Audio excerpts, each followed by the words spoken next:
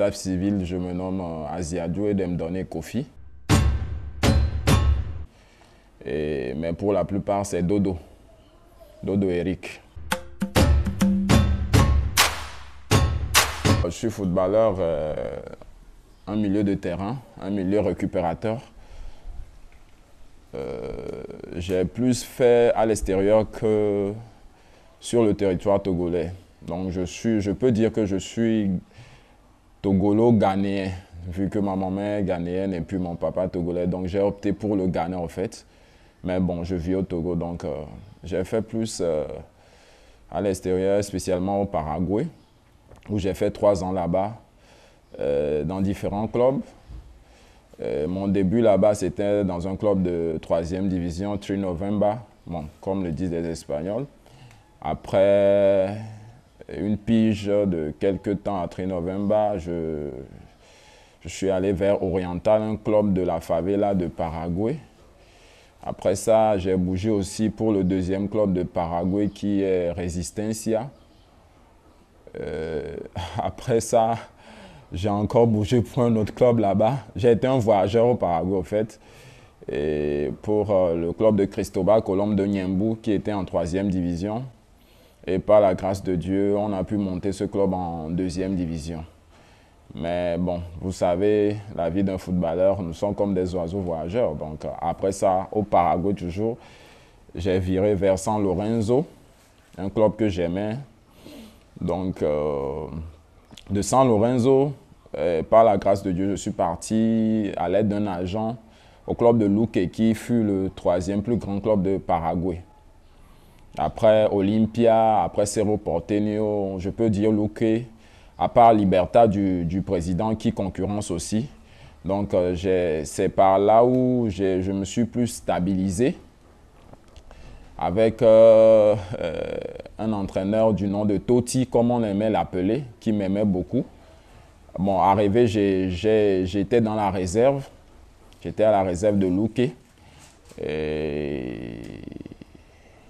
J'ai fait au moins 3-4 mois à la réserve.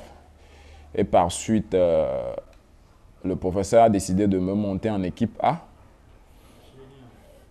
Et voilà un peu mon parcours.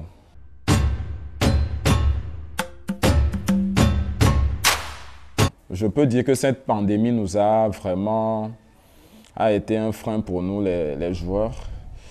Depuis le début de cette pandémie, et je peux dire par rapport au confinement, je m'entretiens, je peux dire, je m'entretiens plus physiquement avec un ami nommé Kudeka Madje, que vous connaissez tous. Vous savez que vraiment le physique compte plus que la technique. Après, la technique vient en un laps de temps. On se maintient plus physiquement, au moins 3 fois dans la semaine. On est à la salle de gym avec ballon, sans ballon, et puis 2 fois, on est sur le terrain avec les ballons et autres. Bon, vous savez, le confinement est venu, ça a bloqué toutes les activités. Si déjà il n'y a plus de vol, tout ça là, l'économie est vraiment en péril. Donc, tout le monde doit se maintenir. Nous avons des familles. Moi, spécialement, j'ai une famille. Donc, à part le football qui ne régénère plus rien aujourd'hui, je me suis mis, bon, comme je le fais toujours, je jouais depuis, j'étais toujours dans le business à côté. Donc, j'ai continué toujours dans le business pour pouvoir maintenir au moins la famille. Parce que ça, c'est vraiment important. Donc, j'étais rentré dans le business plus aujourd'hui des matériaux, des mesures qui nous aident à nous protéger. Par exemple, les bavettes, les gels, tout ça là, les thermomètres, tout ça là. Donc, comme j'ai eu des fournisseurs, et puis moi-même, par une aide de la famille, j'ai pu commander certains produits que j'essaie de vendre et puis autres pour pouvoir maintenir au moins le côté financier.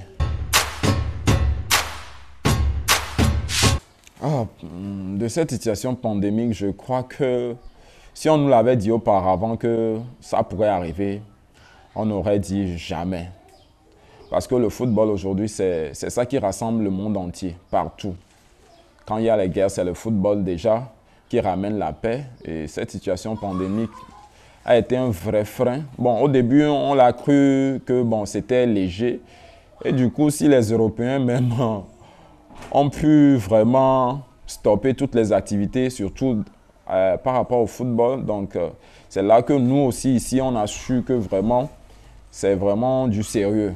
Donc, ça a été un vrai chaos pour nous. Et jusqu'alors, bon, on se maintient, comme je le dis, on se maintient toujours à travers nos exercices. Mais vraiment, ça a été un vrai frein pour nous.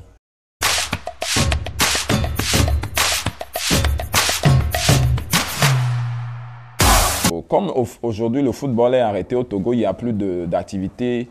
Les clubs sont autodépendants, donc il n'y a plus de salaire, tout ça là. Bon, nous ne pouvons pas rester et croiser les bras. Déjà, quand tu es footballeur, tu vis du football, tu ne peux pas vivre de cet argent et sans l'investir dans rien du tout. Parce que quand tu le dépenses, tu n'investis pas, ça finit.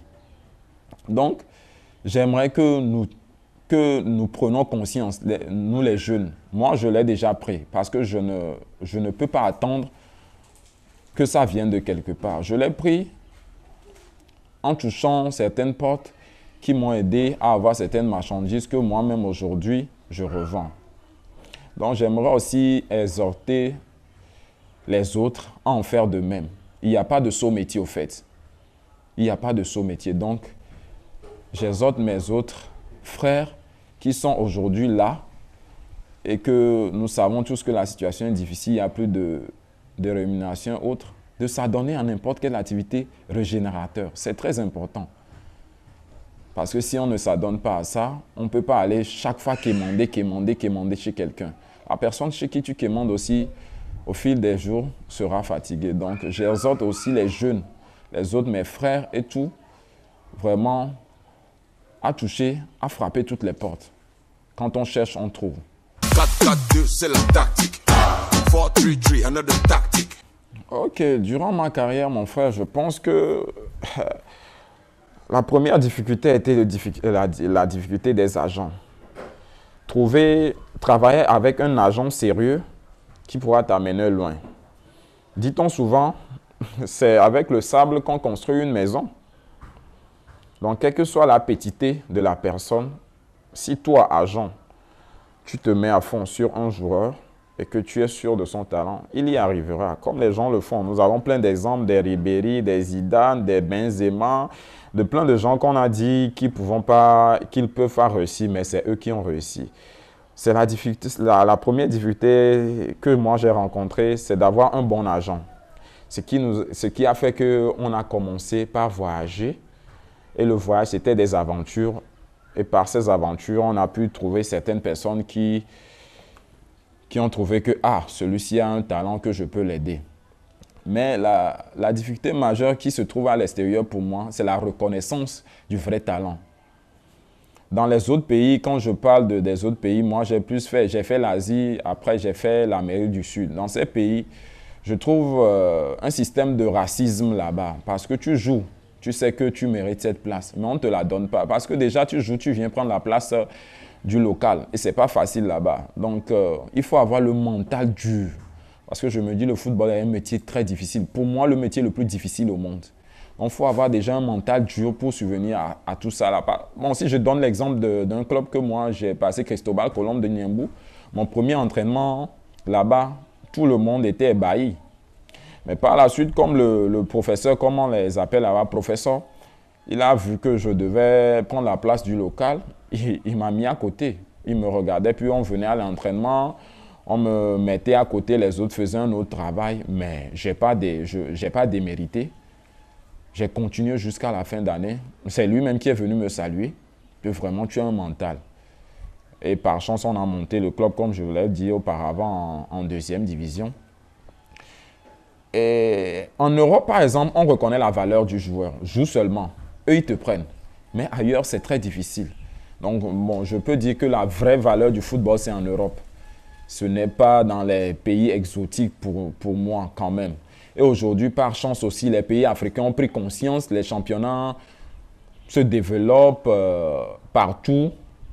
Et partout dans la sous-région, en Guinée, et Gabon, où au fait aujourd'hui le Gabon n'est plus comme le Gabon d'avant, mais dans la sous-région africaine, le football se développe et puis on reconnaît la vraie valeur du joueur. Donc, seul le travail paie, dit-on. Donc, Tant que tu travailles toujours, tu trouveras un gain de cause dans ce que tu fais. Donc, je nous exhorte, j'exhorte les autres aussi à continuer par travailler, même si ça ne vient pas aujourd'hui, ça viendra tôt ou tard.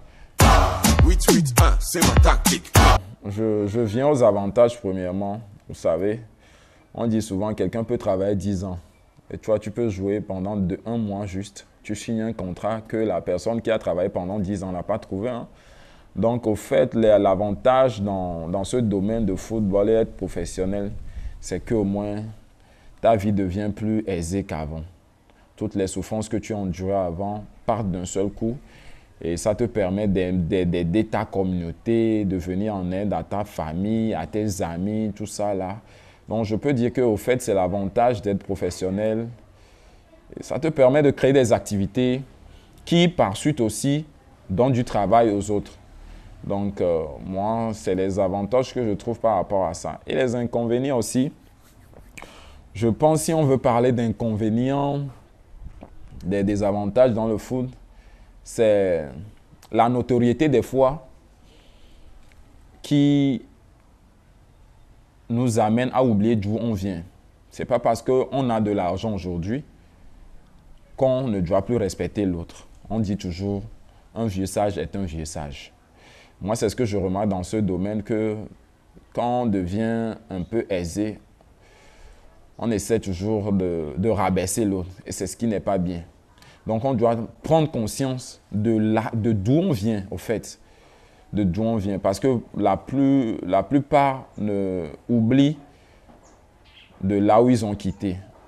Et si tu ne sais pas faire, tu tombes dans des trucs qu'il ne faut pas.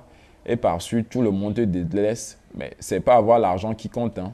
Tu peux avoir l'argent, mais ne pas être heureux. Donc, il faut bien gérer, il faut essayer de bien gérer quand Dieu t'est béni dans ce domaine. Sinon, après, tu peux avoir 1 milliard. On a eu des exemples, des gens ont eu des milliards, mais ils sont tombés parce qu'ils n'ont pas bien géré. Donc, voilà un peu par rapport aux avantages et aux inconvénients d'être footballeur. 8-8-1, c'est ma tactique. À part le football, le commerce, j'adore. J'adore le commerce. Au Togo, en tant que milieu récupérateur, je ne peux pas donner un seul nom. Il y a Koubadja Shérif, il y a Wadja Lantam, Assigno Brechnev, qu'on a suivi. Et, je peux donner le nom aussi de Agarawa.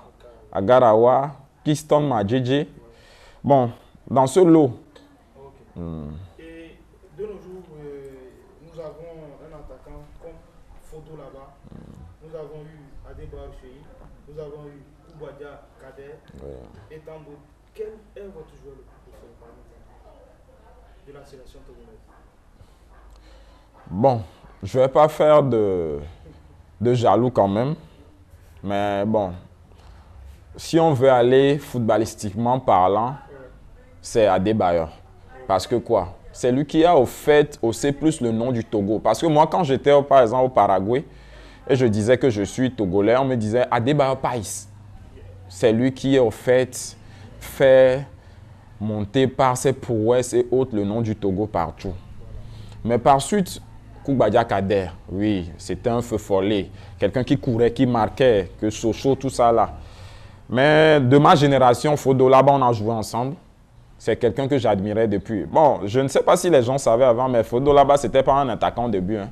C'était un milieu offensif que j'admirais jouer. Et d'un seul coup, on l'a transformé en attaquant parce qu'il aimait marquer, au fait. Donc aujourd'hui, je peux dire que c'est lui, comme Adeba a laissé la sélection, c'est lui. Et prions fort qu'il pérennise aussi et fasse un peu plus que ce que Adebayor a fait. Pour mon joueur préféré, en tant qu'Africain, c'était Yaya Touré, au fait. Mais mon mentor que je suivais, que je suis toujours aujourd'hui, c'est Sergio Busquets. Au fait, c'est pourquoi on me nomme Sergio Busquets Togolais SBD 17. C'est ça, au fait. Sergio Busquets Dodo 17. Donc, au fait, c'est ça. SDB 17. Pourquoi le chiffre 17? Le chiffre 17 parce que ça m'a marqué. Bon, la disparition de mon père, déjà, ça fait 12 ans. Mon père fêtait son anniversaire le 17 et ma fille aussi est née le 17. Donc, c'est quelque chose qui m'a marqué. Comme chiffre bonheur, j'ai pris le numéro 17. Mon plat préféré, en tant que Togolais, je peux dire Akoumé avec Ademedessi. C'est ça qui donne la force au fait, quoi.